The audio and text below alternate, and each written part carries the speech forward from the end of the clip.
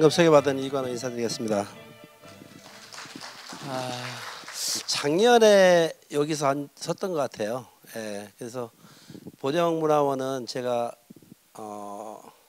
예전 황유용 원장님 때부터 좀 몇 차례 와서 이렇게 강의를 한 적이 있었는데요. 항상 여기 보령 올 때마다 제가 행복한 거는 이 넓은, 잘 안 들리나요? 예, 이렇게 이 무더운 날씨에도 이렇게 이 큰 강당에 많은 분들이 와주셔서 좀 전에 제가 이렇게 언뜻 세보니까 한 45분, 근 50분 정도가 와 계신 것 같은데 이렇게 많은 분들이 이 폭염에도 불구하고 그 강의를 들으러 와주셔서 감사드리고요. 사실 제가 민속 공부를 했다고는 하지만 이렇게 지역에 가서 강의를 할 때 항상 걱정되고 우려되는 게 저보다 최고의 전문가분들이 여기 계시잖아요. 특히 이제 오늘 제가 말씀드리고자 하는 이 출산의례는 여기 거의 남성분들보다는 여성분들이 좀 많으신 것 같은데 우리 어머니들이 다 겪으셨던 일들이잖아요. 그러다 보니까 감히 제가 저도 이제 딸 둘을 가진 부모이긴 하지만 아빠이긴 하지만 남자들은 사실은 뭐 허벌이잖아요. 특히 옛날에 사실 아이를 출산할 때는 남자들은 뭐 어떻게 보면 저도 그랬어요. 예. 지금 제 사위 같은 경우만 보더라도 아주 똑같이 공동 그 육아 부담을 하는데 우리 때만 해도 안 그랬잖아요. 그래서 아무튼 좀 그런 측면에서 봤을 때 저보다 우리 여기 와 계신 분들이 전문가 분들이시다. 그런데 이제 제가 이제 말씀드린 것은 원래 이 프로그램 자체가 이 내고장 그 역사 알기, 민속 알기 쪽인데 제가 말씀드린 것은 보령 얘기는 아니에요. 다만 보령과 해당 없는 건 아니지만 우리나라 전반적인 출산 의례가 어떻게 이루어졌는가를 보는 거고 일반적으로 이제 출산 의례 하면 아기 낳는 것만 주로 얘기를 하는데 저는 이제 아기 낳는 거가 또 가지만 아기를 어떻게 낳기를 기원하는 거에서부터 시작해서 나중에 100일 돌까지 가는 요 과정을 좀 간단하게 교과서적인 내용에서 조금 벗어난 내용들도 있습니다만은 근데 이제 민속 이야기라는 게 사례 얘기를 많이 하다 보면 시간이 가는 줄 모르게 확 다가버려요. 그래서 이게 70분 동안에 하기가 굉장히 빡빡한 프로그램이죠. 그래서 제가 지난번에 이제 상장회 쪽을 좀 먼저 해드렸다고 한다면 이번에는 제가 이제 출산회를 좀 갑자기 제가 좀 강의 요청을 받아서 좀 말씀해드리고 싶었던 거는 요즘에 출산을 많이 안 하잖아요. 100년 후가 되면은 서울 인구가 지금 1000만이 안 되잖아요. 한 900만 좀 넘는데 서울 인구를 채우기 어렵다는 여기 예측을 하잖아요. 100년 후에 우리나라 인구가 지금대로 간다면은 그렇다고 볼 때 여기 계신 우리 어머니 아버님들은 뭐 그렇지만 손자 또는 뭐 며느리들도 뭐 그러고 또 손자들도 이렇게 앞으로 우리 아이들의 미래를 위해서 이 지구를 지켜내기 위해서 이렇게 좀 이 출산이라는 것이 어떤 중요성을 갖고 있고 우리 지구를 지키는 하나의 더 중요한 것이 아니겠는가. 뭐 우리가 뭐 저도 이제 한갑 넘어서 이제 60 중반에 넘어가고 있습니다만 우리가 어떻게 이 세상을 마감하느냐가 또 중요하지만 또 이 미래의 세계를 어떻게 이끌어가느냐가 또 중요하잖아요. 그런 이야기를 좀 간단하게 좀 오늘 우리 선생님들하고 좀 나눠보도록 하겠습니다. 그래서 제가 이제 여기 뭐라고 써있냐면 일생을 통해서 거치는 특별한 날이라고 그랬어요. 특별한 날입니다. 우리가 1년 365일 많은 날들이 있지만 오늘도 있고 내일도 있잖아요. 근데 오늘이 내일도 똑같을 수도 있지만 저는 오늘도 좀 전에 우리 황 의원장님하고 신 원장님하고 같이 좀 이렇게 담화를 나누면서 정말 대단하다는 걸 느꼈던 것이 어제도 답사 갔다 오셨다면서요. 뭐 저쪽 예산 쪽으로 해서 뭐 많이 갔다 오신 것 같은데 참 대단하시다. 이 무더위에 저 같으면 돈 주고 가라도 안 가겠는데 아무튼 이제 그런 측면에서 우리 선생님들 스스로 해서 한번 큰 박수 부탁드립니다. 예, 감사합니다. 예. 그래서 근데 이제 우리가 1년을 살아가면서도 정말 저기 설날에서부터 정월대보름, 3월 삼진날, 4월 초파일 쭉 2월 초하루날 쭉 무슨 특별한 날이 있듯이 평생을 살아가면서도 우리가 특별한 날을 만들어가는 것을 우리는 그 저기 일생의례라는 말을 하죠. 옛날로 말하면 관혼상제죠. 그래서 아이나 기르고 이제 오늘은 다 할 수가 없어서 다음에 뭐 혹시 기회가 주어진다면 이제 저 관례에서부터 혼례. 원래 제가 이제 한 3시간 정도면은 이 아이나 기르고 저기 시집 가고 장가하고 그래서 혼례까지를 제가 한 3시간 강의를 하거든요. 근데 이제 오늘은 1시간 10분 정도밖에 없어서 제가 좀 뒷부분 자르고 오늘 출산에 조금만 가겠습니다. 지금 이렇게 보시면 그 아이가 이제 막 태어나 가지고 우는 그런 모습이 좀 보이죠. 이게 출산이죠. 그래서 이제 남자와 여자가 만나서 결혼하고 시집가고 장가가고 그래서 이렇게 이제 세상을 떠나서 이제 다른 세상으로 가는 상례의 모습이죠. 어디 쪽으로 해야 돼? 안 넘어. 오케이. 아이고. 그래서 이제 평생의례가 무엇인지, 그다음에 평생의례를 일생의례라고도 하는데요. 어쨌든 옛날에는 관혼상제죠. 그래서 평생의례라는 것이 무엇인지 좀 살펴보고, 그다음에 아이 낳아 기르고 출생의례에 대한 얘기를 좀 나눠보도록 하겠습니다. 여러분 다 아시지만 평생의례라고 하는 것은 한 사람이 태어나서 죽을 때까지 거치는 모든 의례를 말하는 거죠. 뭐 대표적으로 태어나는 것, 백일, 돌, 뭐 이렇게 해가지고 관례, 결혼식, 뭐 회갑 이런 식으로 쭉 나가는 걸 말하는 거죠. 그래서 한 인간의 탄생, 성장, 그다음에 이제 늙고 죽음 등 평생 동안 특별한 날에 치르는 통과 의례를 말하는 거죠. 통과 의례를 말하는 거죠. 이제 통과의례라는 얘기를 제가 좀 잠시 설명해드리겠습니다만, 이게 통과의례는 인류학적인 용어예요. 어떻게 통과하는 의례다. 사람이 태어나서 죽을 때까지 거치면서 치러가는 통과를 통해서 이루어지는 의례다. 이런 것이고요. 이러한 의례 절차에 따라서 사회적인 지위와 역할이 전환되죠. 응하고 태어났을 때 아기죠. 그래가지고 100일 지나고 하면 이제 소위 자식이 되는 거죠. 그랬다가 결혼을 하면은 남편이 되고 아내가 되는 거죠. 그런 다음에 아이를 낳으면 또 아버지가 되고 어머니가 되는 거죠. 그다음에 그 아들이 또 결혼하면은 할아버지 할머니가 되는 거죠. 이렇게 이제 신분은 계속 바뀐다는 거죠. 그래서 이러한 의례 절차에 따라서 사회적인 지위와 역할이 전환되어서 다음 단계로 진입을 하게 되죠. 그러면 이런 사회적인 역할이 변할 때마다 우리는 그냥 단순하게 아버지고 할아버지고 남편이고 아내냐? 그렇지 않다라는 거예요. 상당한 이 사회적인 역할 속에서도 또 다른 역할이 부여된다는 거죠. 이제 그런 측면에서 우리가 지금까지 특히 산업사회가 이루어지면서 굉장히 급박하게 바쁘게 살아오셔서 여러분들 놓칠 수 있겠습니다만, 이런 의의는 굉장히 중요한 의미를 갖고 있다.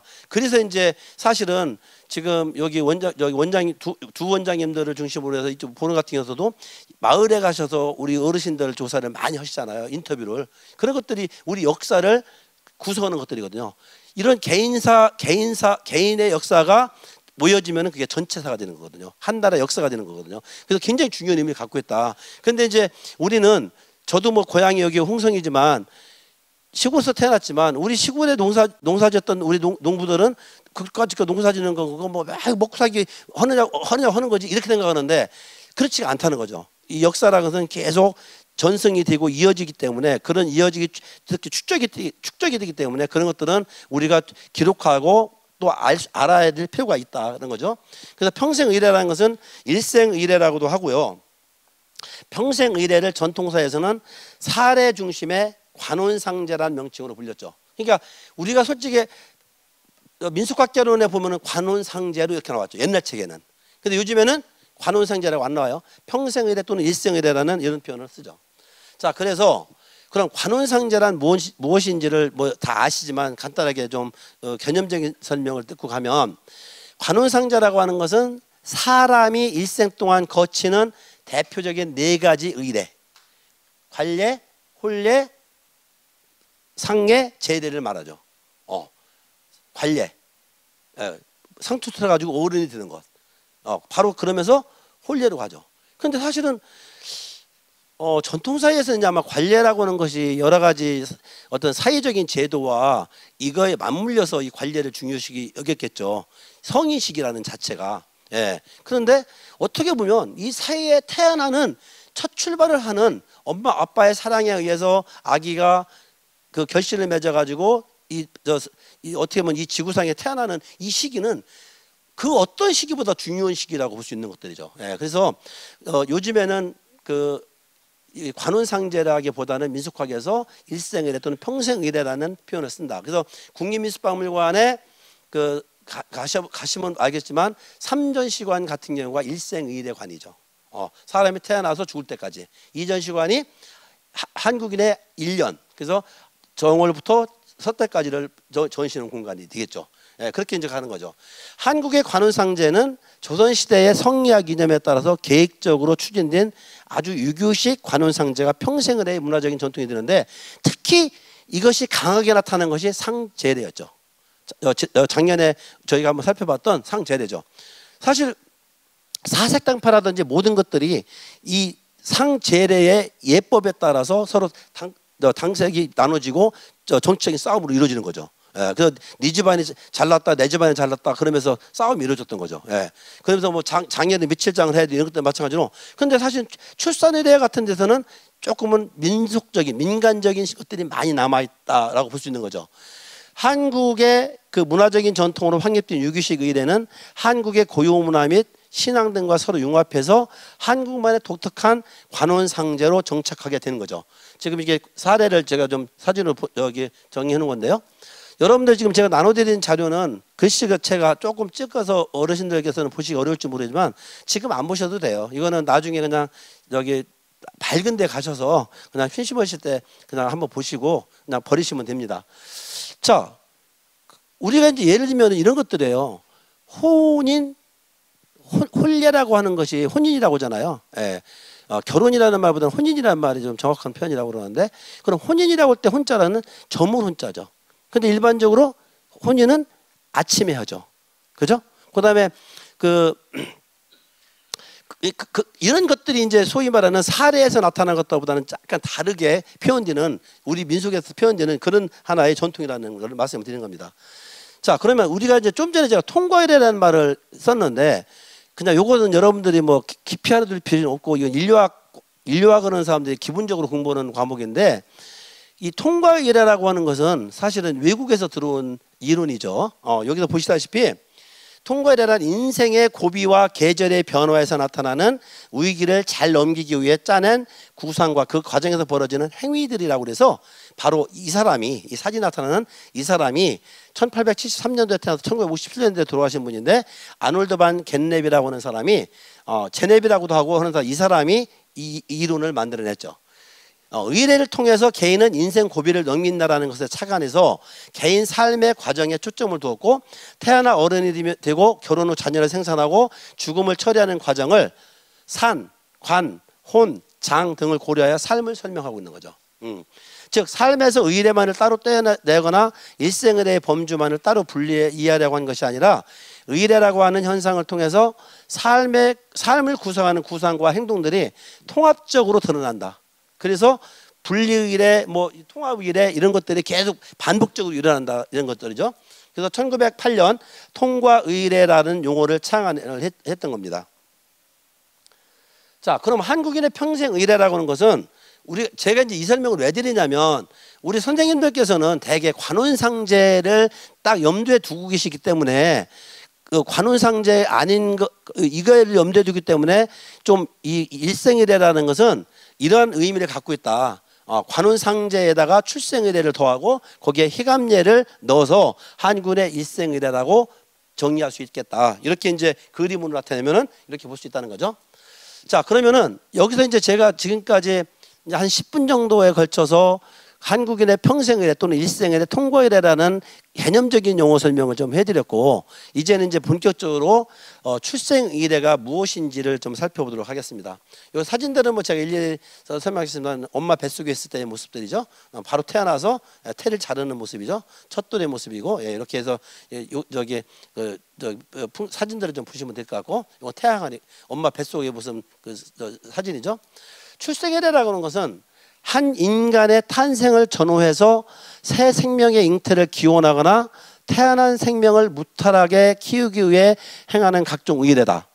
일생일의 첫 단계로서 출생의례를 통해 태어난 신생아를 거쳐서 아기로 한 가정의 구성원으로 지위가 바뀌고 어머니는 임산부에서 산모로 그리고 다시 어머니의 지위로 변화하게 되는 거죠.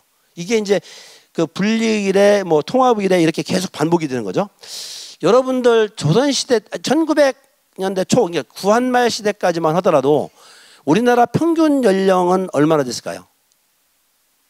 지금은 여성들이 80이 넘고 남성들이 거의 80 다 되잖아요. 그 평균 연령이. 근데 그 1930년대 일제강점기 또는 1900년대 초만 하더라도 우리나라 평균 연령은 수명 얼마 됐을까요? 40? 4, 50? 55? 아니에요. 한 30대 초반이라고 그래요. 왜 그럴까요? 근데 영조같이 장수신 분도 계시잖아요. 그죠? 그럼 왜 그랬을까요? 그렇죠. 영아 사망 때문에 그래요. 태어나면서 죽는 사람들이 얼마나 많아요. 저희 어머니가 사실은 2023년도 지금 이제 1년 반 정도 되셨는데 돌아가신 지 우리 어머니가 32년생이시거든요. 우리 어머니가 7명을 낳았어요. 7남매를. 아들 5, 딸 2. 근데 한 명도 실수 안 하고 그냥 쑥쑥 나셨어요. 저는 제가 직접 본 게 뭐냐면 제가 10살 때 제 동생이 태어났거든요. 제 동생이. 근데 저는 옛날에 그 집 추려갖고 저쪽 방에 가가지고 여기 우리 큰형 보고 집 추려와 물 끓여 그러더니 아버지가 가서 금방 있으니까 하고 태어나더라고요. 얼마나 애를 잘 낳으시는지 우리 어머니가. 우리 어머니 고통스럽겠지만 그래서 진자리 마른 자리 저는 진짜 진자리 본 사람이죠. 나이가 그렇게 많지 않음에도 불구하고. 그러니까 그런데 우리 큰어머니 같은 경우는 이제 연세가 더 많으시지만 아마 저기 1911년생 12년생 정도 되시는데 100살에 돌아가셨거든요. 우리 큰아버지가 107세에 돌아가셨고 그런데 우리 큰아버지 같은 경우는 5명만은 살리고 우리 어머니 말에 의하면은 11명인가 낳았대요. 그러니까 심지어는 우리 아버지가 지금 31년생이신데 지금 살아계신데 아버지보다 1년 먼저 태어난 딸이 있었대요. 그러니까 조카가 먼저 태어난 거죠. 그리고 이제 둘째 지금 제 큰 사촌이 지금 91인데 큰 사촌이 이제 두 번째로 태어난 거죠. 그런데 이 말씀을 드린 것은 뭐냐면 그 당시는 태어나면서 죽는 사람들이 너무나 많았잖아요. 예. 이런 것들 우리 형제들 중에서도 둘째 형이 그 58년 개띠인데 그 형이 지금 저기 어렸을 때 홍역 앓다가 죽을 뻔했다고 하더라고요. 그래서 어머니 아버지가 지금까지도 그 형을 애틋하게 생각해요. 다른 형제들보다 이런 것들이죠. 그러니까 이 출생의례라고 하는 것은 전통사에서는 굉장히 중요한 의미를 갖고 있었고 그러니까 자꾸 좋은 풍습이 있었던 거죠. 아까 제가 말씀드린 우리 큰아버지 큰어머니는 우리 큰어머니가 2살 위이신데 말로는 큰아버지 15살 17살이라고 그러는데 제가 볼 때는 13살 15살이었던 것 같아요. 우리 큰아버지가 13살 큰어머니가 15살에 결혼하신 것 같아요. 우리 어머니 아버지는 19살 20살에 있고 왜 그랬어요? 자손을 빨리 번성시키기 때문에 그런 거잖아요. 이런 측면을 한번 잘 생각해 보신다면 이 출생의례가 얼마나 중요한지를 알 수 있겠죠. 자, 그럼 출생의례의 목표가 뭐냐? 목표가 뭐 있겠어요? 애 낳아가지고 잘 사는 거겠지라고 하겠지만 이게 이제 살펴보면은 첫 번째 생명을 잉태해서 그 태아가 자궁 안에서 무사히 자라고 순산하여 최소한 첫 번째 생일인 돌이 들 때까지 무탈하게 양육하는 목적이 있는 거죠. 이 출생의례라는 게. 두 번째 목표는 출생의례가 통과의례로서 충분한 의미와 기능을 가지는 거죠. 이거예요. 태아가 출산을 하면 신생아가 되는 거죠. 371과 100일과 돌을 거치면 영유아가 되는 거죠. 그죠? 그 다음에 엄마 입장에서는 주부가 임신을 하면 임산부가 되는 거죠.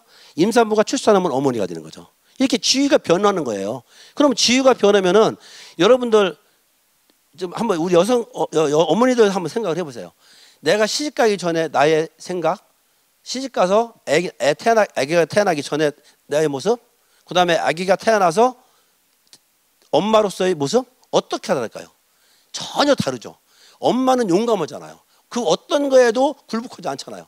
그죠? 이게 이제 변하는 거죠. 그래서 출생의례 단계는 기자 기자조선이 아니라 자식을 비는 것, 즉 아들을 비는 것.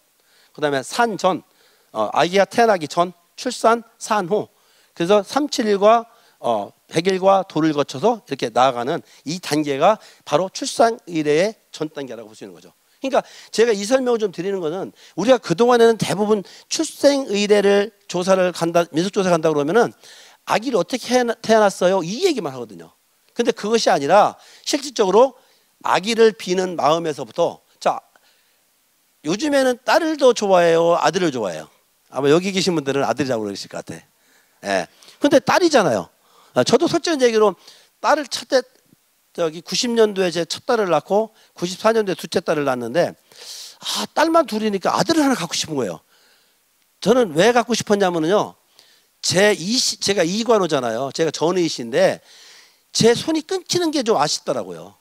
그러니까 다른 건 다 상관없는데, 그러면은 내성을 가진 후손이 없는 거 아니야? 조카들은 있지만 이게 좀 제 역사를 공부하고 약간 보수적인 측면에서 볼 때 그게 좀 아쉽더라고요. 그래서 세 번째를 아들을 한번 낳고 싶었는데 자신이 없는 거예요. 또 딸 낳으면 딸 셋 키우기는 공무원 입장에서 너무 힘든 거예요. 애들 키우기가. 그래서 사실은 집사도 약간 뭐 원치 않아서 그냥 포기하고 말았더니 우리 아버지가 사실 굉장히 서운하게 생각했죠. 예. 왜냐하면 제가 이제 우리 집 형제들 제일 많이 배웠으니까 우리 아버지 입장에서는 제 자식이 아들이 있었으면 좋겠다는 거죠. 우리 형들이 아들이 있지만 공부를 잘 못했거든요. 그러니까 이제 그런 게 부모 마음이잖아요. 시골에서 이제 왜냐하면은 후대가 또 잘 살아야 되니까 이런 마음들이 생겼던 거죠. 자, 그래서 이게 기자예요. 여러분들 다 아시겠지만 이거 지금 사진이 약간 선명하지 않지만 이게 알구멍이거든요. 이게 바위에다가 이렇게 막 구멍 이렇게 해가지고 비는 거. 이것도 기자석이잖아요. 예? 예. 기자석. 여러분들 특히 충청도 쪽에서는 미륵불 있잖아요. 미륵불 코를 갈아서 먹으면 아들 낳는다. 이런 것들 있죠. 이게 다 기자죠. 여러 가지 사례 보겠습니다만 이 아주머니는 여기 선천에 가서 선신령에게 삼신에게 기자를 여기 비는 거죠. 이렇게 돌부처에 갈겨먹기도 하고 이런 것들이죠. 자, 그래서 기자는 이제 몇 가지로 나눠볼 수 있는데 첫 번째 치성입니다. 치성이라고 하는 것은 신불이나 어떤 초월적인 존재에게 지극정성으로 올리는 기도를 치성이라고 하죠. 여러분들 치성 드린다고 그러잖아요. 그런 것들이죠. 인류의 역사와 함께 인간은 불완전한 자신들을 보호해줄 신과의 소통으로 해서 어떤 의식을 행했죠. 여러분들 지금도 이렇게 보시면 가끔 천둥번개가 막 치면서 하늘은 새카맣고 그 비는 막 억수같이 오면은 솔직히 어른이 된 지금도 겁이 나잖아요. 근데 옛날에 한번 생각해보세요. 구석기 시대 때 선사 시대 때 이 과학이 발달하지 않은 그 원시인들 입장에서는 이 자연들의 그런 천둥번개 치고 이런 것도 얼마나 무서웠겠어요. 그죠?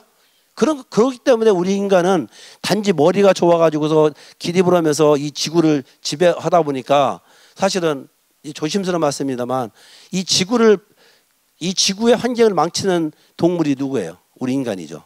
그렇잖아요. 다른 것보다 지금 그러니까 막 지금 유럽 같은 경우는 막 47도, 막 50도까지 올라간다잖아요. 우리나라도 지금 거의 작년 같은 경우 40도까지 올라갔잖아요. 온도가. 이 사계절이 뚜렷한 나라에서. 사실 우리가 저도 뭐 차를 많이 운행을 합니다만 저는 서울 갈 때는 웬만하면 차 갖고 가거든요. 걸어 다니거든요.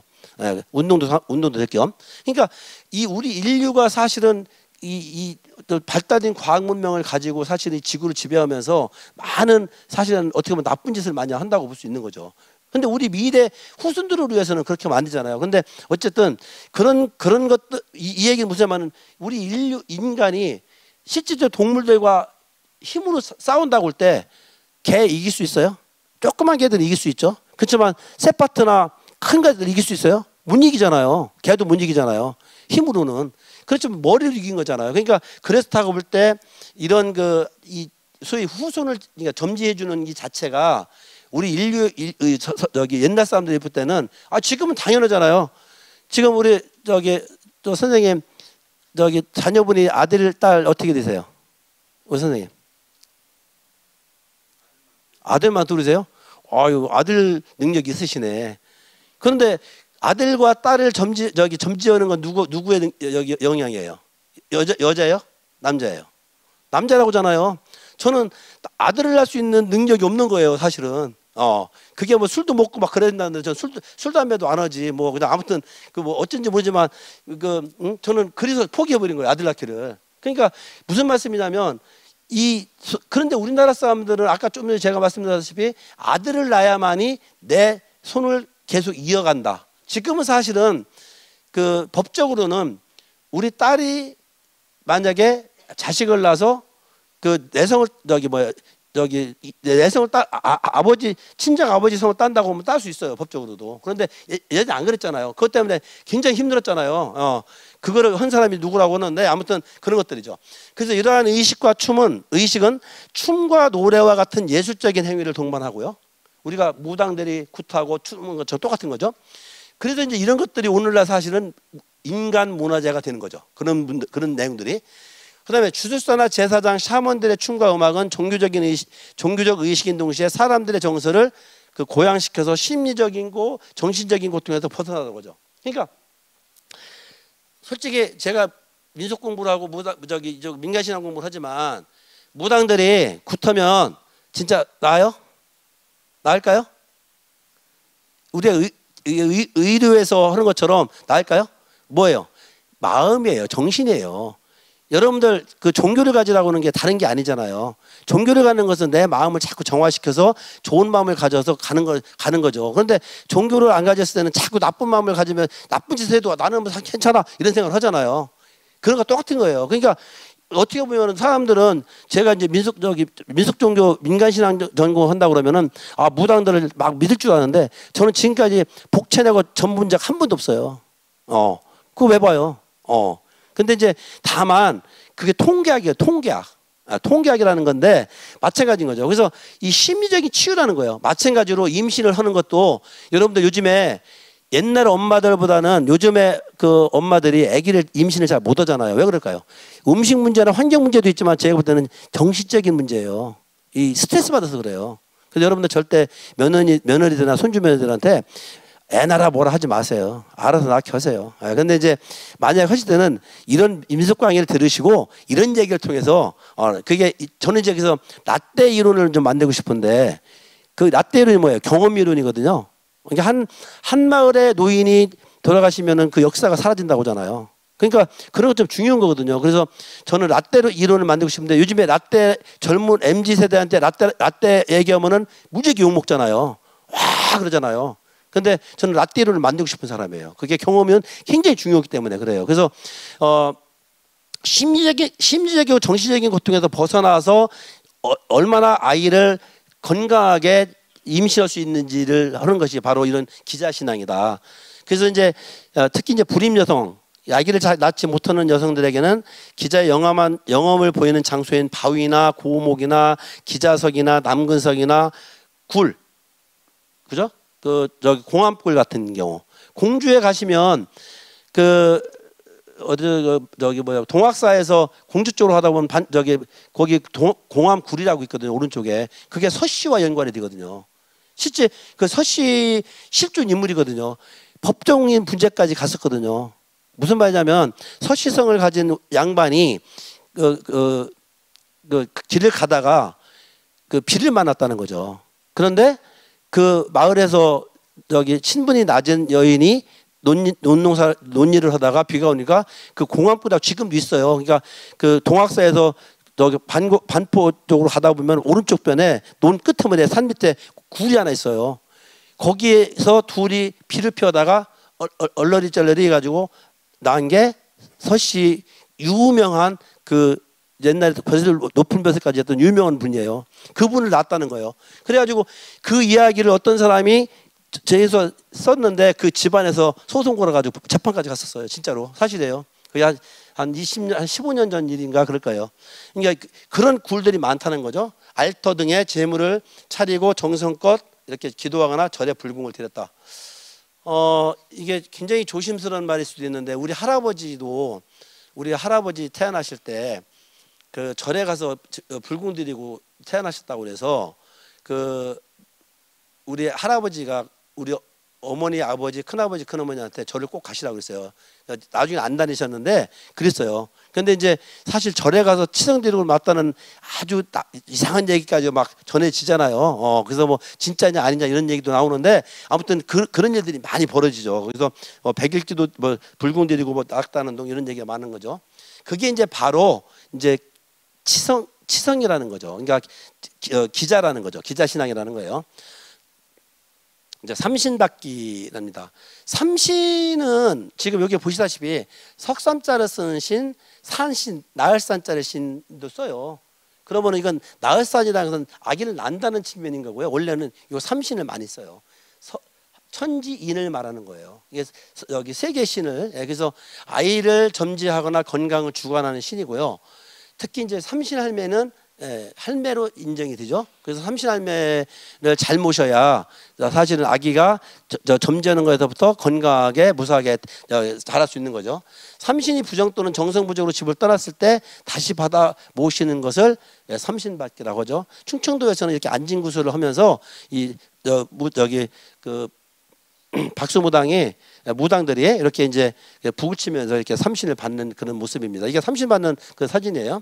삼신을 집으로 되돌려 보내거나 새 삼신을 보내달라고 산신과 용왕에게 요청을 하고요. 산천신령에게 직접 자식을 구하는 기도와는 달라요. 그래서 이 삼신을 모시는 거래요.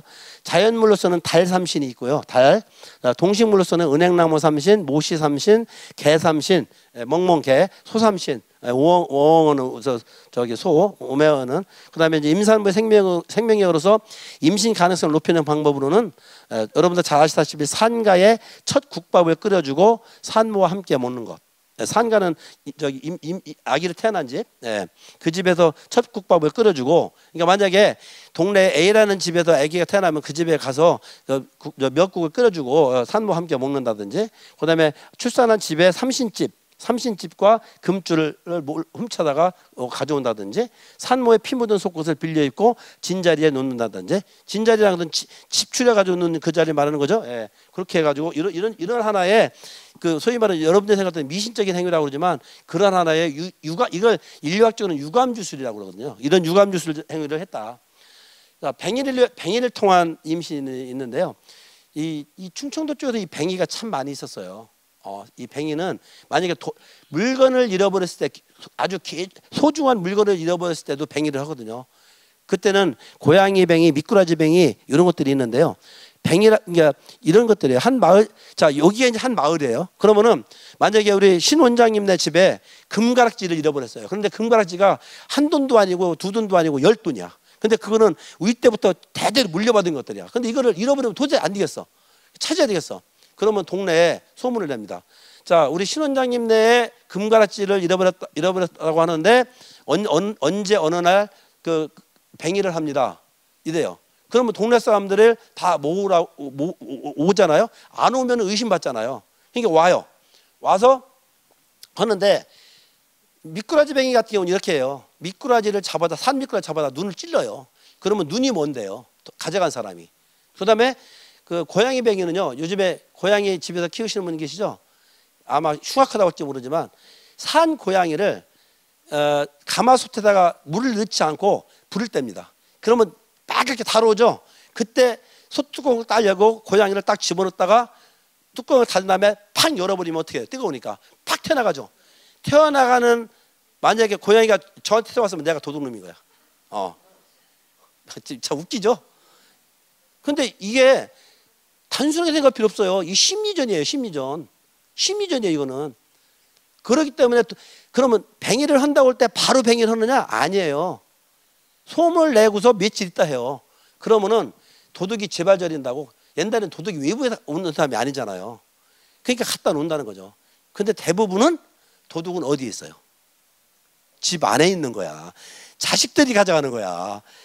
그래서 함부로 뱅이는 안 하지만 소위 심리전을 통해서 오는 거예요. 이게 경험과학이라는 거예요. 그러니까 우리나라 사람들은 의심을, 신 원장님 당신 의심스러워. 그럼 신 원장 혼자지? 요즘 같으면 그럴 거죠. 근데 안 그러는 거예요. 심리전을 펴가지고 스스로 갖다 놔서 누이 좋고 매부 좋고, 가져간 도둑놈도 쪽팔리지 않게, 이런 것들이죠. 이게 우리나라의 심리 문화 속에 깊이 배겨 있는 거예요. 자, 그래서 이제 여기 이제 보시면 국립미술박물관의 3전시관의 입구에 가면 오른편 쪽에 이 유물이 전시돼 있죠. 예, 이게 뭐예요? 이게 뭐예요? 도끼잖아요. 예. 근데 진짜 쓸 수 있는 도끼가 아니라 주먹만 요만한 도끼예요. 몇 센치밖에 안 되는.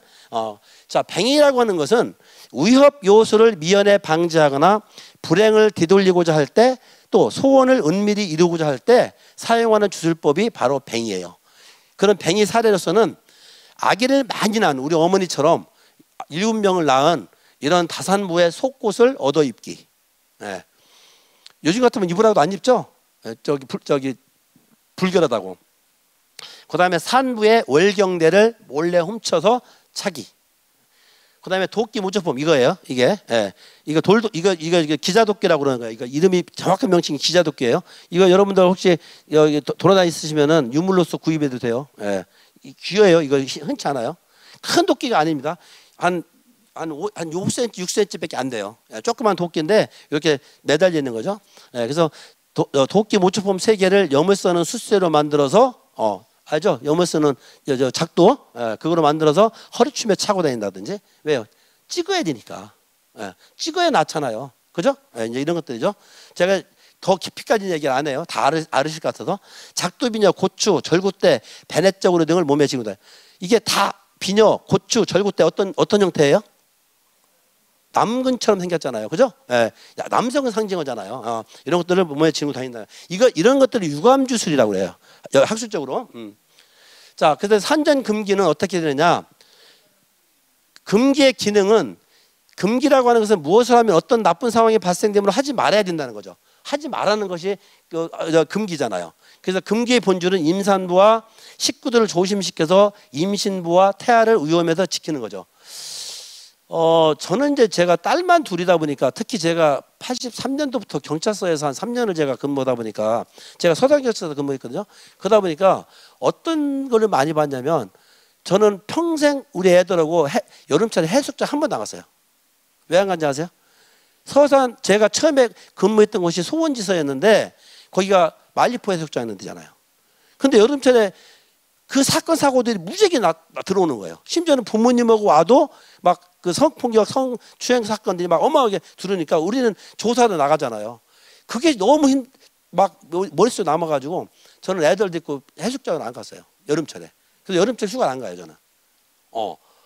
근데 이제 이 말씀은 무슨 말씀이냐면, 우리 애들이 이제 크면서 좀 이제 대학 다니고 그러니까 술도 먹고 늦게 오잖아요. 심지어 새벽에 오잖아요. 참 많이 싸웠어요. 그랬더니 아빠는 왜 이렇게 고리타분하냐는 거야. 근데 저는 그러면 왜 아빠는 나를 못 믿냐는 거야. 내가 너를 못 믿는 게 아니라, 죄송합니다, 남자분, 이 사회 남자를 못 믿는다. 나도 남자지만. 그랬던 거예요. 그렇잖아요. 나쁜 사람들 있으면은, 남자들은 그래도 나름대로 자기 방어가 조금 완벽한 애지만 여자보다는 낫잖아요. 그런데 여성들은 어렵잖아요. 근데 특히 새벽에 늦게 1시, 2시 오면은 굉장히 위험하거든요. 대개 사건 사고가 나는 게 새벽 3시, 4시경이 일어나거든요. 그래서 서울에서 많은 경우에 여성들이 사건 사고 나는 게 어떤 여성들이냐면요, 직업 여성들이에요. 술집에서 일하는 여성들이 많아요. 그 통계가 그래요. 그러니까 이 얘기 무슨 말씀이냐면, 내가 조심해야 되잖아요. 그러니까 아기를 낳고 아기를 임신했는데 막 뛰어다니고 막 무슨 저 공차고 막 이러면 되겠어요? 스스로 지켜야지. 바로 이런 걸 제가 이제 이런 말씀을 드리려고 조금 저기 오버해서 나갔는데, 아무튼 그런 걸 말씀드리는 거예요. 그래서 이런 금기라고 하는 것은 실질적 본질은 건강한 아이를 태어나게 하기 위해서죠. 그러니까 여러분들 어렸을 때 보시면 오리고기 먹지 말아라 그런 얘기 하잖아요. 산모들. 왜 그래요? 오리고기 먹으면 발이 붓는다. 이거예요. 오리고기를 먹으면 아이의 발이 오리발처럼 붓는다. 닭고기를 먹으면 아이의 피부가 닭살처럼 된다. 그러니까 음식 하나라도 함부로 먹으면 안 되는 거죠. 저는 이제 우리 어머니가 이가 안 좋으셨어요. 그래서 저희 형제들이 이가 안 좋아요. 저도 임플란트도 하고 했는데, 왜 그랬어요? 어머니가 임신을 했을 때 이게 다양한 영양분을 공급을 하셔야 되는데 이가 안 좋으시니까 섭취가 약하잖아요. 그런 거죠. 그런데 이제 저는 우리 어머니한테 저는 굉장히 효자였던 것 같아요. 태어나면서부터. 그게 무슨 말씀이냐면 저희 아버지 생신과 제 생일이 같은 날이에요. 그러니까 아버지 생신날 제가 태어났어요. 그러니까 할머니 집에서 소고기 한 근을 사다가 아침에 옛날에 어른들 젊어도 했잖아요. 그러니까 아침에 그 밥을 해 먹으려고 가마솥에다가 몇 글 넣고 딱 끓였는데 제가 이민년 인시에 태어났거든요. 인시에 새벽에 4시에. 그러니까 제가 딱 태어나니까 아침은 못 먹잖아요. 그 고깃국에 미역국을 우리 어머니가 다 드실 거야. 저 효자죠? 그렇잖아요. 그러니까 그래서 근데 이제 평생 저는 어렸을 때 지금도 마찬가지지만 아버지 생신하고 같으니까 제 생일을 못 챙겨요. 그래서 요즘에는 제가 양력 생일을 해버려요. 오히려. 예. 그래서 이제 그런 것들이죠. 그래서 이런 이야기들이 얼마나 많은 이야기들이 발생되는 거죠. 그다음에 닭의 그 물렁뼈를 먹으면은 뼈가 물렁해진다. 이게 다 유감주술이에요. 토끼 고기를 먹으면 아이 눈이 토끼처럼 붉어진다. 다 들어보셨죠? 이런 얘기. 그다음에 이제 금기된 행위로서는 물건을 훔치면 아이가 나중에 자라서 도둑이 된다. 당연히 산모가 나쁜 짓을 하면 백화점 가서 물건을 몰래 훔치면 근데 사실은 임신하면은 그 도벽증이 생기는 게 있다면서요. 그래서 사실은 멀쩡하고 배울 만큼 다 배우고 돈도 많은 사람이 임신했을 때 백화점 가서 몰래 물건 갖고 나오다가 들켜가지고 망신당하는 경우가 많잖아요. 그러니까 이런 이야기들을 통해서 산모들을 자꾸 절제시키는 거예요. 뭐와 똑같은 거예요? 절에 가면은 스님이 올바르게 살아라. 교회 가면은 목사님이나 신부님들이 그 어떤 성경 말씀에 따라 잘 살아라 그러잖아요. 그게 무슨 말씀이에요? 그러니까 자꾸 거기 다니는 사람들은 거기를 벗어나 버리면 신앙인으로서 X가 되니까 그런 것들이죠. 말고삐를 넘으면 12개월 만에 아이를 낳는다. 불구경은 절대 하지 않는다. 옛날부터 뭐 불구경은 뭐 위험하니까. 그다음에 날달에 굴뚝이나 방에 구두를 고치면 언청이를 낳는다. 뭐 이런 건 다 아시죠? 구두에 말씀 안 해도 될 거예요. 낡은 구유나 절구를 쪼개서 땔감으로 쓰면 언청이를 낳는다. 산딸에 집안의 문구멍이나 문을 창호지로 바르면 산도가 막히니까. 그러니까 산도가 탁 트여야 되니까. 문상은 물론 부고조차 받지 않는다. 여러분들 아기 지금도 그 좀 지키는 사람들은 가끔 내 친구들이 저한테 제가 민속 공부한다고 야 관호야 우리 애 결혼을 시키려고 그러는데 내가 지금 어디 초상집을 꼭 가야 될 때가 있는데 가야 되니 말아야 되니 나한테 물어봐. 네 마음대로 해 그러지. 뭐 요즘에 솔직히 저는 다 가요. 믿거나 말거나 하죠. 그런데 그거는 뭐 지금까지 근데 이제 가능하면은 꺼리는 거죠. 왜 꺼려요? 왜 특히 임산부나 그 출산한 아이가 있으면은 왜 그래요? 옛날에 초상집이라는 것은 어때요? 상황이 환경이 굉장히 불결하잖아요. 집에서 장례 치르니까 특히 요즘처럼 날씨가 더울 때는 그 시신이 막 썩어서 냄새가 무지개 나잖아요. 3일장 치르더라도 거기다 또 방에 불을 떼버리지. 근데 문목에다가 이게 놓잖아요 관을. 그다음에 병 붙여 놓잖아요. 그러니까 다 썩는 거지.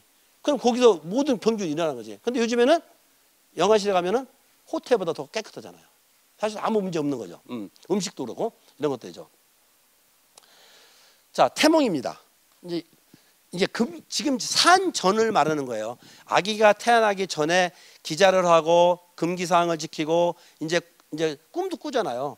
저는 지금도 왜 이렇게 꿈을 꾸는지 제가 잠이 굉장히 질이 좋지 않거든요. 그런데 원래 그래요. 좀 이렇게 날카로워서. 그런데 요즘도 그렇게 꿈을 꾸다가 때에 따라서는 깨요. 화장실 갔다 와요. 또 자면 또 이어서 꿔. 왜 그럴까요? 아무튼 그래요. 자, 이제 태몽입니다. 태몽을 통해서 아기의 성별이나 아기가 어떤 인물로 자랄지를 예측하죠. 이거는 굉장히 많이 보편적인 거죠. 태몽은 본인이 직접 꾸기도 하고 다른 식구들이나 이웃 사람이 대신 꾸기도 합니다. 자, 아들 낳는 꿈입니다. 이런 것들입니다. 용, 호랑이, 소, 구렁이와 같은 동물. 식물로서는 감, 가지, 오이, 늙은 호박처럼 꼭지가 달린 것. 꼭지가 있으니까 고추처럼 붉은색이 나는 것. 황금처럼 가치가 있는 것. 이거 굉장히 이거 좀 요즘 말로 좀 조심해야 돼. 황금처럼 가치가 있는 거면 황금처럼 가치가 없는 것은 여자인가? 이런 거죠. 딸, 이거 굉장히 위험한 발언이에요. 이게 요즘에는 적합하지 않은 발언들이에요. 어서 쓰지 마세요. 자잘하고 불품 없는 것들. 딸이다. 꼭지가 없는 것들, 애호박처럼 꼭지가 없는 것, 호박은 호박인데 꼭지가 없는 것, 여러 예쁜 것들, 푸른 호박, 한박 피어날 꽃 등 이런 것들은 딸 나누는 꿈이다. 이렇게 이제 통계학적으로 이제 보는 거죠. 유산과 낙태입니다. 유산을 받기 위해서는 아까처럼 뱅이를 하게 되는데, 유산 친구가 있을 때는, 그러니까 아기가 요즘도 가끔 유산을 하잖아요. 우리 둘째 딸 친구가 부모도 저랑 친한데 초등학교 선생인데요. 아주 가늘가늘해요. 먹는 것도 굉장히 잘 안 먹어요. 우리 딸 둘째하고 4명이 굉장히 친한 애들인데, 임신을 했다고 되게 좋아해가지고서 다 소문 냈네요. 처갓집 시대지. 그런데 바로 시댁에 알리 그 다음 날 유산을 해버려요. 얼마 전일이에요. 요 올해. 그래가지고 얼마나 낙담을 했는지, 이 친구가 나이는 아주 어리죠. 94년생이니까 아주 충분히 날 수 있죠. 그래가지고 이런 경우들이 지금도 나타나죠. 그렇기 때문에 유산을 막기 위해서는 여러 가지 해야 되는데, 솔직히 잘 먹고 튼튼하면 되는 것 같아요. 튼튼하면 되는데, 요즘 애들 다이어트 한다고 너무 안 먹으니까 그런 거죠. 자, 유산 징후가 있을 때는 은가락지나 은비녀나 오이넝쿨이나 호박넝쿨이나 두레박줄 삶은 물을 마신다. 어떤 공통된 특징을 갖고 있습니까? 이 지금 제가 말씀드린 첫 번째, 은가락지, 은비녀, 오이넝쿨, 넝쿨, 박줄, 어떤 특징을 갖고 있죠? 다 원형이죠. 이어지는 거죠.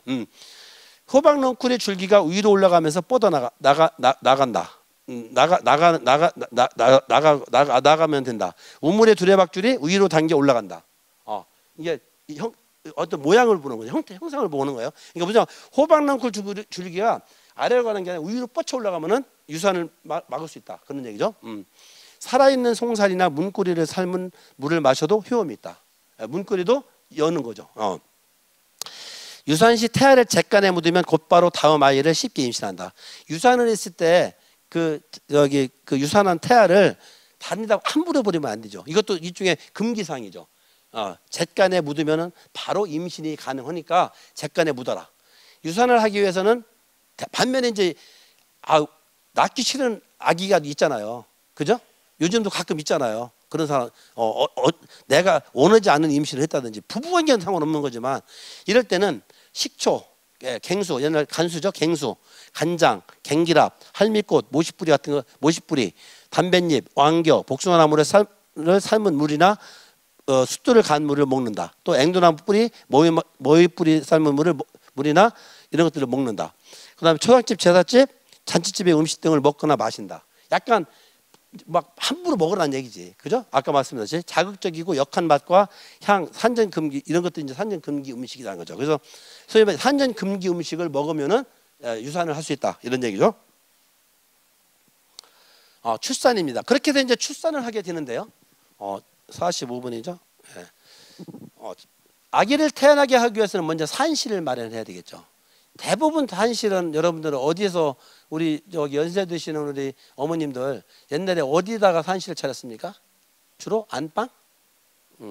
뭐 어머니가 사는 방 쪽이었죠. 대략 안방 쪽이었죠. 예. 산딸이 되면 임신부가 기거하던 방이나 또는 안방에 산실을 꾸미죠. 방에는 불을 떼서 찬기를 가시게 하고 되도록 어둡게 하죠. 제가 아까 우리 어머니 아버지 말씀을 드렸습니다만, 7남매를 낳는데 우리 할머니가 우리 집에서부터, 우리 집이 어디냐면요, 홍성에 이응로에 집 있죠. 이응로에 집 가봤어요? 미술관? 거기가 우리 동네예요. 이응로에 미술관 있는 데가 우리 할머니 집이고, 거기서 딱 올라오면 삼거리 있죠. 그 삼거리 딱 수석사 가고 홍성 나가는데 그 터가 바로 우리 집 터예요. 그러면 거기가 몇백 미터밖에 안 돼요. 그러면 우리 아버지나 애들을 시켜서 우리 할머니나 큰어머니를 빨리 오라고 하실 수 있는데, 우리 어머니는 아기를 너무 진짜 잘 낳으셨어요. 그래서 아버지가 다 받으셨어요. 진짜로. 예. 그냥 집주해 갖고 가면은 어두운 저쪽 방에 가서, 햇빛도 하나도 안 드는 방에 가서 조금 있으면 으악 소리가 나더라고. 내 막내 태어난 게 하진아 태어났거든요. 보리밭이 먹어서 수제비 가지고서 칼국수를 만들어 가지고 호박이 가지고 막 우리 어머니가 먹으라고 갖다 놨는데, 막 급한 거, 굉장히 막 분주해. 봤더니 우리 애가 태어난 거야. 그때가 제가 국민학교 3학년 때니까, 10살 때니까 다 알잖아요. 그렇게 태어날 거예요. 그래서 이렇게 이제 우리 어머니는 찬기를 가시게 할 새도 없이 그냥 바로 놔버렸죠. 수건, 가위, 태야, 베넷저고리, 걸레 등을 마련해놓고 윗목에 삼신상을 차려놓고 산시대는 깨끗한 볏짚을 깔아놓고 그 위에서 몸을 풀죠. 볏짚에서 태어났다 그러면 요즘 애들은 말도 안 된다고 그러죠. 근데 볏짚은 소독의 의미가 있죠. 예. 그 산실 차릴 때는 그래서 볏짚을 갖다 놓고 하는 거예요. 볏짚을 잘 추려가지고 물을 죽여가지고 갖고 들어가는 거죠. 그 다음에 아기가 태어나는 그 밑에, 왜냐면 막 피가 많이 나오니까. 그러면 이제 그거를 다 모아서 갖다 버리는 거죠. 그게 이제 하나의 우리 전통적인 방식이죠. 우리 첫째는 그 조산소에서 태어났거든요. 90년생인데 참 제가 무식했던 것 같아요. 90년도에 우리 큰애가 태어날 때 홍성 제1조산소에서 태어났어요. 그래서 우리 애가 나는 조산소에서 태어났다 그러면은 친구들이 뭐라고 생각하면 배 만드는 곳에서 태어났다. 왜 배 만드는 데서 태어난다. 이렇게 얘기한대요. 근데 그 당시에 우리 처갓집이 서산인데 서산에 그 산부인과에 갔었어요. 여름인데. 그랬더니 애가 날 때가 됐는데 안 나오는 거, 다시 오라는 거예요. 산통이 왔는데. 그래도 열받더라고. 그래가지고 홍성 제1조산소가 잘한다고 지금 없어졌는데 가자. 그래가지고서 툭진제 2대를 맞고 태어났죠. 그랬다가 장모님하고 같이 이제 모시고 가서 11시쯤에 조산소로 갔는데 한 4시쯤에 태어났거든요. 근데 저는 안 먹더라도 우리 장모님은 점심을 사드리잖아요. 그래서 홍성에 이문회집이라고 칼국수 지금 없어졌는데 유명 칼국수집인데 거기서 칼국수 먹다가 지금까지 우리 집사람한테 원망받고 있어요. 밥이 칼국수가 입에 들어가더냐 이렇게 말하는데 이런 것들이죠. 이게 이런 것들이 사실 어떻게 보면은 다 민俗이에요. 저는 그러죠. 내가 나 먹고 싶어서 그러냐? 네 엄마 사드리려고 그러는 거지? 이렇게 변명해도 소용없어요. 왜냐하면 너무 어려웠으니까. 이런 것들이 이제 마찬가지죠. 우리 큰 누이 같은 경우는 사실은 딸만 6인데 제가 남이 얘기하면 안 되잖아요. 우리 큰 누이 같은 경우는 저보다 10살 위에요. 나이가. 그런데 시골로 시집을 갔는데 첫째가 딸만 6을 낳았는데 첫째가 태어날 때 거꾸로 쓴 거를 동네 산파가 그냥 잡아 빼가지고 애 척추를 건드려가지고 지금도 장애인이에요. 나이 먹어서 못 걸어요. 걔가 지금 50이 넘었는데 그다음 막내는 또 계속 아들 낳고 싶어가지고 장남한테 갔으니까 시골로 아들 낳고 싶어서 낳았는데 42인가 3인가에 낳았는데 정신지체 저기 전응아 걔가 지금 33인가 돼요. 그러니까 이게 아이를 태어나면서 굉장히 조심해야 돼요. 그래서 제가 지금은 한양대에서 강의하지만 2년 전까지 군기 민속박물관에 있었잖아요. 32년 동안 제가 그래서 민속박물관에서 교육을 하면서 장애인 교육을 제가 굉장히 집중해서 했어요. 그 이유는 제 조카 때문에 그랬던 거예요. 조카의 영향을 받아서 걔가 우리 박물관에서 교육을 받은 게 아니지만 저는 장애인 교육을 굉장히 많이 만들었고요. 그랬던 거예요. 그러니까 우리가 어떻게 아이를 잘 생산해서 그러면 생각해 보세요. 지금 50년 전이라고 볼 때 그 당시에 홍성 의료원도 있고 왜 병원이 없었겠어요. 근데 이 무식하게 갓산 그 쌍천이 우리 저기 누나 집인데 거기서 동네 산파가 내가 할게 빼버린 거야. 거꾸로 베꼈는데 그게 나오냐고 그게. 그죠? 이런 문제가 생겼던 거예요. 그래서 그 굉장히 조심을 할 수 있다. 그래서 산실의 의미를 좀 살펴보면 우리가 일반적으로 이런 풍습만 얘기하는 게 아니라 산실의 의미를 살펴보면 기능적인 측면에서 볼 때 해산시 쏟아진 피와 분비물을 볏짚에 받아내기 편한 곳이어야 돼요. 기능적인 측면에서는. 그죠? 왜냐면 이 아기가 태어난 그 분비물은 굉장히 성스러운 거기 때문에 그래요. 상징적인 측면에서는 볏짚이 지닌 생명력, 아까 좀 말씀드렸지만 생명력 또는 생장력으로 순산을 유도해요. 볏짚이라는 것은 벼라는 것은 쌀 밑자가 88이라는 의미잖아요. 8번의 공정을 거친다고 해서 벼농사져도 버릴 게 하나도 없잖아요. 그죠? 그래서 볏짚이 지닌 생명력과 생장력으로 순산하죠. 그러니까 볏짚을 가지고 장독에 뭐 장을 담을 때도 다 그게 소독시키는 거거든요. 그 다음에 볏짚을 태워가지고 다 소독시키잖아요. 이것을 삼신집이라고 부르며 아기를 낳고 후산 후에 불을 태우는 거죠. 이게 이런 하나의 의미를 갖고 있다. 자, 산실 풍습을 좀 살펴보면 좀 빨리 가야 될 것 같아요. 시간이. 한 집안의 임산부가 둘 이상이고 산딸이 겹치면 그중 한 임산부는 다른 집에 가 출산. 이게 무슨 말이에요? 좀 전에 제가 우리 큰어머니와 우리 할머니 얘기를 했잖아요. 우리 아버지 얘기를 했잖아요. 우리 큰어머니는 우리 할머니하고 같이 아기를 낳은 거예요.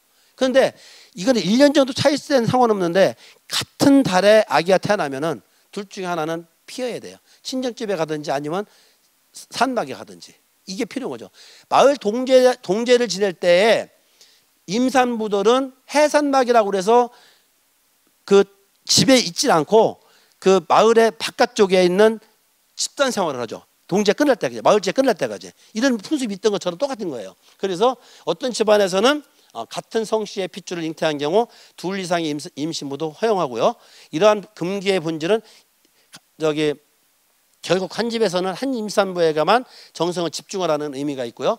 출산 후 산모는 진자리에 사흘간 그대로 누워있게 하고요. 뭐 솔직히 그런데 이건 말만 그랬지. 우리 어머니들 안 그랬죠? 저쪽 그 약간 연세 드신 분들은 지금 70 이상 되신 분들은 아기 낳고 바로 뭐 가서 농사지고 밥하고 다 하셨지 뭐. 예, 그런 거죠.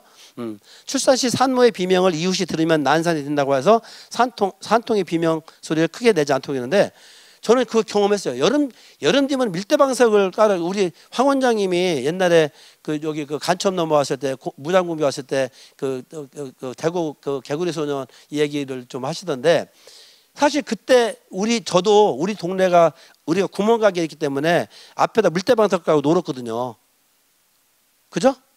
그런데 그 성씨를 가진 우리보다 한 10대 위 되는 분이 그 부인이 이제 사실은 홍성 읍내 술집에서 있던 여자하고 결혼을 했는데 덩치가 좀 있었어요. 아기를 낳는데 우리 집에서 한 200m 정도, 100m, 150m 떨어졌는데 난리야 난리. 예, 소리를 얼마나 지르는지. 예. 그래가지고 그때 어른들이 저는 그 무슨 말인지 몰랐는데 아이고 저거 안 되는데 저거 큰일 나는데 그랬던 얘기가 들은 적 있어요. 바로 이 얘기예요. 이게. 예. 비명 지르면 안 된다는 거죠. 새집 짓고 3년 나기 어렵다는 말처럼 새집은 강한 택기가 있어 임신부나 태아가 위험할 수 있다. 뭐예요? 요즘에 새집 증후군 그런 것들이죠. 택기를 누리기 위해서 다루는 부엌에서 해산을 한다든지 부엌에서 낳은 아이는 아명을 부엌새로 짓는다든지 부엌에서 출산하기 싫으면 다른 집에서 한실을 마련해 준다든지 이런 하나의 풍습들이 있었다. 사실 저희 동네에 이게 굉장히 조심스러운 말입니다만 저보다 한 7, 8년 정도 선배예요. 그런데 우리 동네에서는 나름대로 부잣집이었죠. 그 집이. 예, 그분이 살아 계셨으면 우리 아버지보다 한 살 아래시니까 지금 아마 94세 정도 됐을 것 같은데 저는 이제 못 봤죠. 저보다 선배니까. 쌍둥이를 태어났대요. 그런데 아들과 딸이 태어났대요. 요즘에는 아들과 딸 태어나면 더 좋다고 하죠. 그런데 그 당시에는 어떻게 했어요? 둘 중에 하나는 붙는다고 그래서 없앴대요. 그런데 이게 공공연하게 우리 동네에서 나중에 소문이 났죠. 그래서 이제 누구를 없앴겠어요? 당연히 첫 아들이 첫 번째니까 딸을 없앴겠죠. 그랬는데 그 아들이 저보다 한 7년 선배일 거예요. 중학교 때부터 부자인데도 불구하고 도벽증이 있어가지고 맨날 훔치고 그러다가 결국은 중학교 졸업하고서 자 울산 쪽에 어디 사는데 뭐 결혼도 하고 산다고 계속 말썽이었던 거예요. 그래서 동네 사람들 뭐라 그러냐면 벌 받아 그랬다고 했어요. 벌 받아 그랬다는 얘기가 있었죠. 이게 실제적으로 이런 제가 말씀드린 이런 민속 이야기가 남의 이야기가 아니라 실제 없었던 얘기 만들어낸 것이 아니라 저같이 아직 그렇게 나이가 많이 안 먹은 사람들도 그런 이야기들이 봤다는 그런 얘기 말씀을 드리고 싶은 거예요. 자, 난산. 아기가 태어나지 않을 때는 임신이 마지막 관문에서 급하게 발생한 위기로 과거에는 임신부와 가족들이 할 수 있는 일이 없었죠. 지금은 병원에 가면 되지만 이런 공황 상태에서는 단지 삼신에게 치성을 드렸고 이에 상황이 호전되지 않으면 이런 행동을 했죠. 믿거나 말거나입니다. 남편 의자골이나 허리띠를 임산부의 배나 허리에 덮거나 느슨하게 묶는다. 지금도 사실은 아기 난산이 이루어지면 그 남편 머리끄댕이 잡고 막 그러잖아요. 그죠?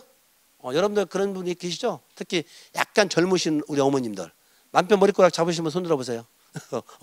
저는 그렇게는 안 잡혔어요. 남편이 헌버선이나 양말을 따뜻하게 해서 임신부의 배를 문지른다. 남편의 기민머리를 잘라서 태우고 그 재를 물에 타서 임신부에 먹는다. 남편의 이름을 정해서도 임신부에 발바닥에 붙인다. 제가 뭐 일일이 설명 안 할게요. 빨리빨리 읽어볼게요. 순살모나 다산부의 치마나 허리띠를 임신부의 배에 덮어준다. 오물이나 빨래터에 돌을 뒤집어 놓는다. 문고리에 삶은 물을 임신부에게 먹인다. 논에 물구를 터놓는다. 확 여기 터지라고, 그 터지라고. 집안의 문이나 서랍을 모두 열어놓는다. 계란이나 돼지고기 비계를 먹는다. 쑥쑥 빠지라고. 예. 산신에 아주까리 되나 깨떼를 갖다 놓는다. 기름이잖아요. 굴뚝 옆에 집단을 가져다 놓는다. 난산이 심하면 아기가 아버지를 보고 싶다 하여 산신의 남편이 들어가 산구안을 하는데요. 그럼에도 후산이 안 될 때는, 예. 이게 지금도 옛날에 그 목욕탕 같은 데서 이렇게 물속에서 아기를 태어나게 하고 요즘 막 그러잖아요. 똑같은 거예요. 근데 옛날에는 남편이 뭐 안 들어가잖아요. 대개 시어머니나 누가 이렇게 뭐 여자들이 가서 애를 받았잖아요. 난산이 심하면 아버지가 보고 싶다 이렇게 한다는데, 임신부가 아주까리 때를 손에 쥐고 쪼그리고 앉아서 벽을 혀로 3번 핥는다. 아주까리 때는 기름이니까 문고리에 호미를 걸어 두고 앉는다. 오물이나 샘에 있는 돌을 산실에 옮겨 놓고 앉는다. 달비 꼭지나 머리카락을 입에 넣어 구역질을 한다. 박바가지를 뜨겁게 하여 산모의 배를 문질러준다.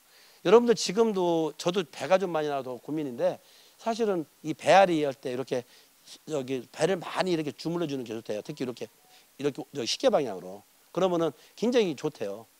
그래서 그 옛날에 그 배앓이라고 해서 돌 같은 경우도 유물이 있잖아요. 예, 그런 것들처럼 해주면 된다는 거죠. 자, 산후와 육아입니다. 태 자르기, 삼 가른다고 그러죠. 태 자르는 것을 삼 가른다고 그래요. 아기 배꼽에서 한 뼘쯤 떨어진 곳을 기준으로 아기 쪽에서 3번 피를 훑고 산모 쪽으로 3번 피를 훑은 뒤에 기준점을 무명실로 묶어서 태를 잘라야 되는데, 이때 태를 자를 때는 불길한 금속성 도구인 칼이나 가위 등을 피하고 대나무 칼이나 아버지가 이빨로 끊죠. 자른 태가 짧으면 오줌을 자주 넣고 길면 더디 놓는단 말이 있어 아기 정강이 길 만큼 자르는데, 저는 참 그게 희한해요. 우리 아버지가 이거 잘 잘랐던 것 같아. 잘 잘라야 배꼽이 예쁘죠. 이게 죄송한 얘기지만 보여드릴 수는 없지만 우리 집 형제들이 배꼽이 예뻐요. 저는 우리 집사람을 봐도 안 예뻐. 그런데 우리 아버지가 남자가 그걸 어떻게 자르든 어떻게 그걸 아르는지 모르는데 정말 배꼽을 잘 자르신 것 같아요. 이제 태를, 이런 것들이죠. 태처리, 태와 태반을 집에 싸서 산모 머리밭에 3일간 두었다가 손 없는 방 위에 몰래 태우고요. 태는 함부로 처리하면 안 돼요.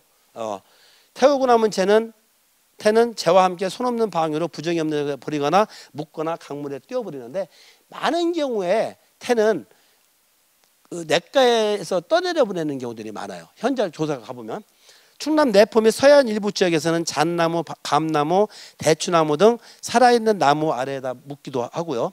보령시 원산도 등의 어촌에서는 바닷가 갯벌에 묻기도 한대요. 요거는 이제 실제 조사한 내용들을 제가 좀 취합한 거고요. 태보관법은 이렇게 이제 뭐 공중이나 이런 데서는 요즘에는 이렇게 하잖아요. 이렇게. 예. 요즘과 옛날 모습을 본 거죠. 예. 삼신의학이 출산직후 삼신깨라고 하는 것은 삼신을 모신 곳을 삼신깨라고 그래요. 그때 이제 미역과 쌀로 척국밥을 하는데, 삼신깨 집을 일자로 깔고 그 위에 여러분들 이렇게 일자 가구서 이렇게 거기다 이렇게 놓는 거예요. 예, 그걸 말하는 거예요. 그다음에 출산 후 3일째 첫일에 세일에 100일 돌에 간단한 제물을 마련해서 삼신을 위하여 7일에 동안 7일마다 모시는데, 이렇게 이제 안방에 삼신을 모시는 모습. 특히 이제 충청도 같은 경우가 이렇게 잘 모시죠. 예, 이렇게 삼신상을 차리는, 이게 삼신상이에요. 금줄, 아이고.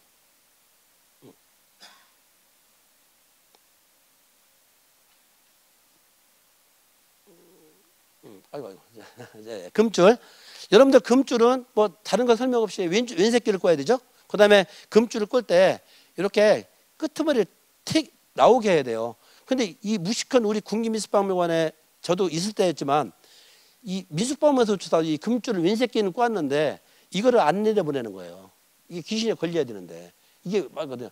일반적인 새끼 오른 새끼를 꽂잖아요. 뭐 그걸 보시면 되는 것이고, 금줄은 뭐예요? 여러분들 코로나 걸렸을 때 예방법이 뭐였죠? 예? 마스크였잖아요. 마스크와 똑같은 역할을 한 것이 금줄이라 생각하시면 돼요. 우리 집에는 어린 아이가 이 병균에 약한 어린 아이가 태어났으니 들어오지 말아라 이 얘기예요. 그게 금줄이지 뭐예요. 뭐 그거만 하시면 되는 거예요. 뭐 다른 거 없죠. 그래서 37일 즉 21일 정도까지는 아기가 엄마 뱃속에도 너무 온실속에만 컸기 때문에 이 병균에 약하잖아요. 그러니까 21일 동안은 제발 들어오지 마라. 우리 애 낳았어. 근데 우리 집에 애 낳았어 막 돈내봐 하고 다니면 잘못하면은 좀 저 뭐죠 저거 걸리잖아요. 그러니까 그 말 안 하고 표시를 하는 거야. 표시예요. 동제를 지낼 때 마을 입구에 금줄 치는 것도 똑같은 거예요. 우리 동네 우리 마을에는 지금 동제를 지내고 있으니 부정한 사람 두르지 말라고 하는 표시인 거죠. 그게 바로 예방법이죠. 젖먹이기 이거 젖먹이기가 뭐 여러분들 다 아시니까 뭐 분유 보급 이전에는 영양결핍으로 제대로 성장을 못했고 부유한 집에서는 산먹이 잉어나 가무치 등을 돼죽을 구워 먹이기도 했지만 젖이 없거나 부족하면 젖을 자랄 수 있도록 젖하기 같은 각종 병해를 했는데 어떤 병해를 했느냐 이거 뭐 여러분들 지금 아무 그 큰 의미는 없어요. 근데 옛날에 그렇게 했구나. 산모는 빈병 2개를 왼새끼줄로 묶고 목에 걸고 세면나 넥타로 와서 재물을 차려고 용하게 젖을 달라고 한다. 왜? 물리니까. 이어 세 번에 걸쳐서 빈병에 물을 담은 다음 병 입구를 솔잎으로 막은 다음 샘에 동전을 던지면서 우리 아기 젖을 사가니 젖 많이 태워주십시오라고 외치면서 물병을 목에 맨 채 집으로 돌아온다. 산모를 따르는 식구들이 우리 아기 젖 타고 갑니다. 우리 아기 젖 타고 갑니다라고 소리 지른다. 뭐 이런 하나의 의례를 좀 치른다는 거죠. 젖이 부족할 때. 베렛저고리 익히기. 뭐 초일회가 지나면 베렛저고리를 입히는데요. 이거 뭐 다 아시는 내용이기 때문에 아기가 태어나서 첫 번째 입는 옷이라고 볼 수 있는 거죠. 새 옷감을 찍으면 이렇게 이제 아이가 커서 옷 시샘이 많아진다 해서 아버지나 할아버지가 입던 헌옷으로 만들어서 되도록 부드러운 목면을 쓰는데 이쪽에 재활용이죠. 재활용. 어린아이는 바로 크니까. 저는 그래서 저도 손자가 지금 5살인데 저는 비싼 옷을 잘 안 사줘요. 돈이 없어서도 그렇지만 우리 딸도 그걸 원하지는 않더라고요. 그러니까 뭐 금방 커버리는데 그 뭐 비싼 옷 사줘요. 그죠? 그다음에 요즘에는 나눔 많이 하잖아요. 그래서 뭐 자전거든 뭐든 다 싸게 그냥 쓰더. 옛날에는 우리야 귀하다고 막 새가 다 사줬잖아요. 굳이 그럴 필요도 없는 거죠. 옛날에도 그런 의미가 있었다. 베렛저고리를 지니고 시험을 치면 합격을 하고 각종 송사에 반드시 승소한다는 속신이 있고요.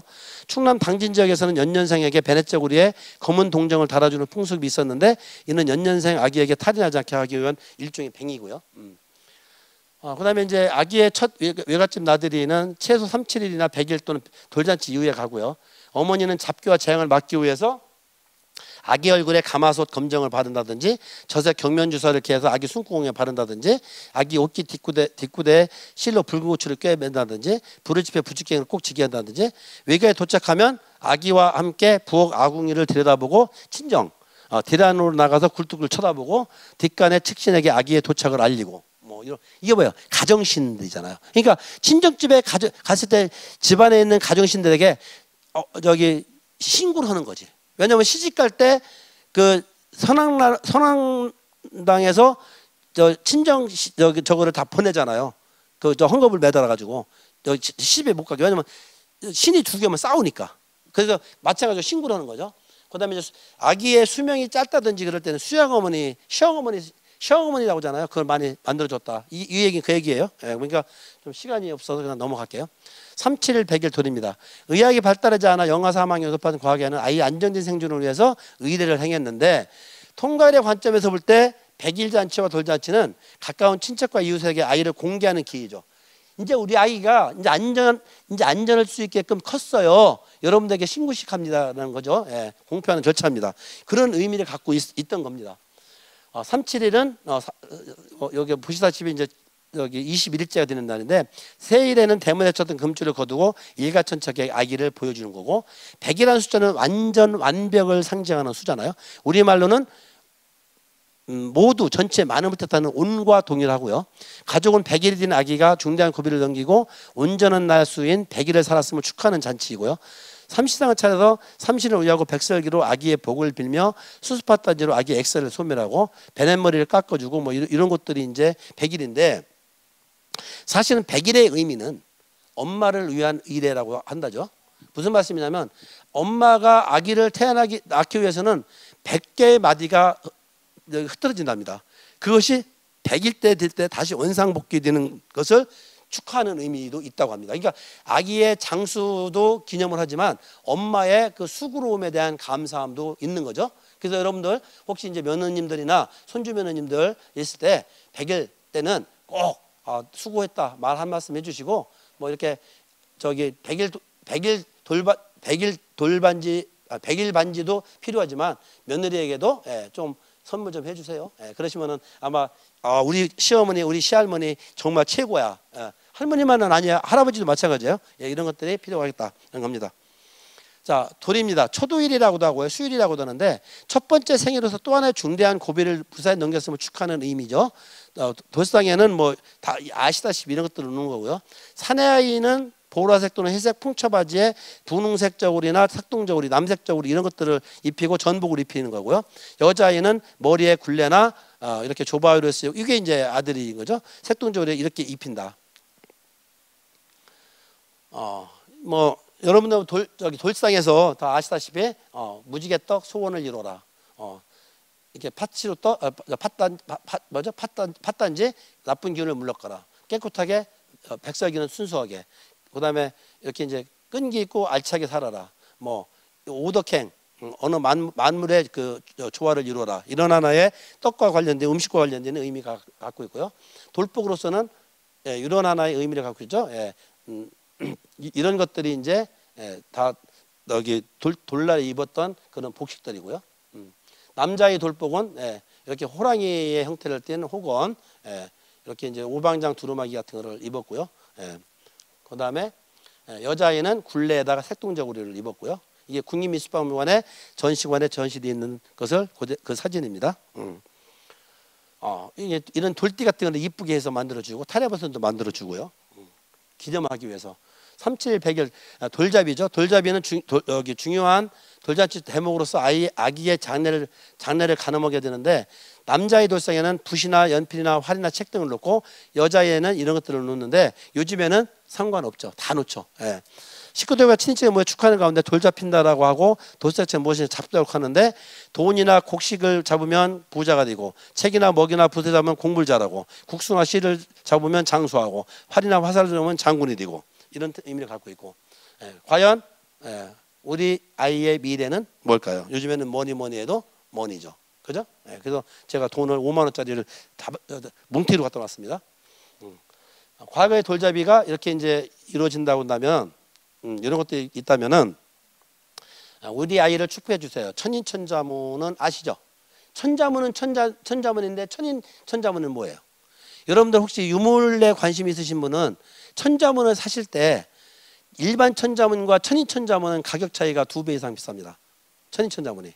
자, 무슨 말이냐면 천인천자문은 전통사회에서 하늘천 따져 천자잖아요. 그거를 천 사람에게 한 장씩 받은 거예요. 사실 우리 후배 직원이 얼마 전에 애가 태어났는데 이걸 하더라고요. 그래서 글씨가 다 다르죠? 천인천자문입니다. 이게 다릅니다. 제가 지금 정확하게 지금 11, 2분이네요. 그냥 막 오토바이처럼 충청도 A몽 출신임에도 불구하고 빠르게 좀 말씀을 드리는데 사실 요거를 좀 자세하게 설명하려고 하면은 2시간 정도면은 할 수 있는데 그냥 1시간 10분 갑작스럽게 이렇게 그 강의 요청이 들어와서 그냥 여러분들 다 아시는 내용이지만 이렇게 한번 상기시키는 의미에서 오늘 출산에 대한 강의를 드렸습니다. 혹시 질문 있으시면 하시고 아니면 마치도록 하겠습니다. 고맙습니다.